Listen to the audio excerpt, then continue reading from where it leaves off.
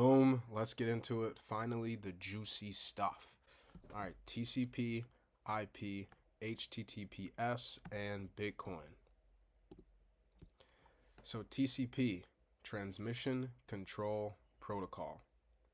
IP, Internet Protocol. TCP, Transmission Control Protocol, defines how the data gets there reliably, breaking it into packets and reassembling them correctly on arrival. IP, Internet Protocol, tells the network where to send the data. HTTP, Hypertext Transfer Protocol. HTTP allowed websites and browsers to communicate. However, TCP and IP and HTTP both had the same issue: no built-in security.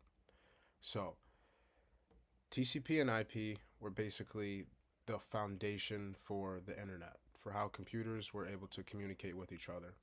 So TCP is how the information gets there, how it's packaged, how it's pretty much organized. And IP is the address to where it's going. HTTP is the next iteration of that TCP and IP. So at first it just started off with, packets being sent back and forth, packets of data, packets of information, and then that turned into websites and browsers now being able to communicate just like the first few computers. However, TCP and IP and HTTP both had the same issue: no built-in security. This led to HTTP, Hypertext Transfer Protocol, turning into HTTPS, and the S standing for security.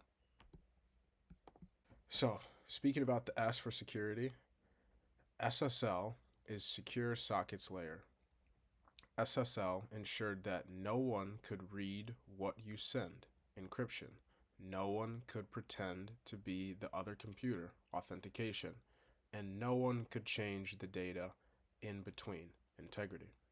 Before SSL, plain HTTP allowed packet sniffers to see full contents, including usernames and passwords.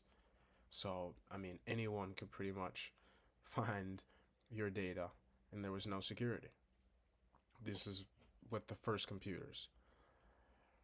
So, after SSL, TLS, Transport Layer Security, was an upgrade.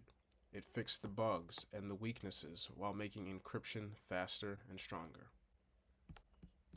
So now we have figured out how to make computers talk to each other. We have added the security layer for computers talking to each other, and these are pretty much like the backbones, the rails for the internet, and that we still use today. Let's get into Bitcoin. A peer-to-peer trustless electronic cash system is conceptually similar to this: computers communicating back and forth with systems and processes governing the protocol. The biggest difference is centralization. The World Wide Web, which still runs on TCP and IP, HTTPS, connects to servers that are centralized. Like when AWS goes down, lots of things are affected. Or recently, Cloudflare, lots of things were affected. Bitcoin, fully decentralized, doesn't rely on any single node like an AWS outage or a Cloudflare outage. Bitcoin still ran while those things were not running. So if you can understand TCP and IP and HTTPS and why we need it, you are very, very close to understanding Bitcoin. Gaze ahead, stay sharp, and I'll see you later. It could be so simple. I could be so true to you.